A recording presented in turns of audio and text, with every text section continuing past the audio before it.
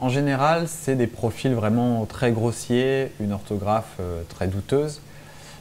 Hum, Mais le fait est que ces individus s'appuient non seulement sur une quantité de messages, sur un volume important, pour pouvoir dans ce volume avoir les 0,1-0,5% de personnes qui sont souvent en détresse, dans un mal-être, qui sont vulnérables.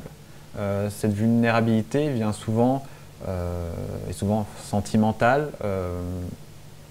Dans la vie, hein, il y a des moments où on est plus vulnérable que d'autres, où on a finalement des inattentions. Les brouteurs vont favoriser donc l'envoi massif de demandes d'ajout d'amis, de messages, etc. pour pouvoir avoir une, deux ou trois personnes sur lesquelles ils vont pouvoir se concentrer et élaborer leur stratégie qui peut varier, mais en général, c'est se faire passer pour quelqu'un d'autre et forcer la personne, l'utilisateur Facebook, à dévoiler des choses qu'elle n'aurait pas fait, des choses qu'elle n'aurait pas faites, pour récupérer ces éléments et faire du chantage. Donc contre rémunération pour ne pas publier telle vidéo, telle photo. Donc ça, c'est vraiment la problématique qui se pose sur les réseaux sociaux et qui a favorisé le terrain pour ces brouteurs. Alors les brouteurs ont tendance à, au bout de 2-3 jours, inviter les utilisateurs Facebook sur Skype.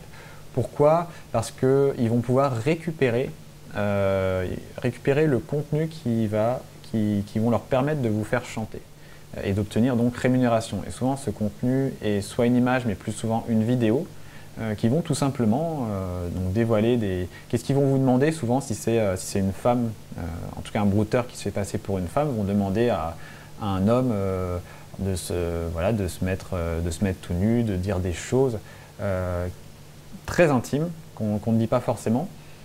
Et ils vont utiliser cette vidéo qu'ils vont enregistrer, parce qu'il faut savoir qu'on peut enregistrer des conversations sur Skype, que ce soit audio ou vidéo également, et ils vont les poster sur YouTube pour vous faire chanter.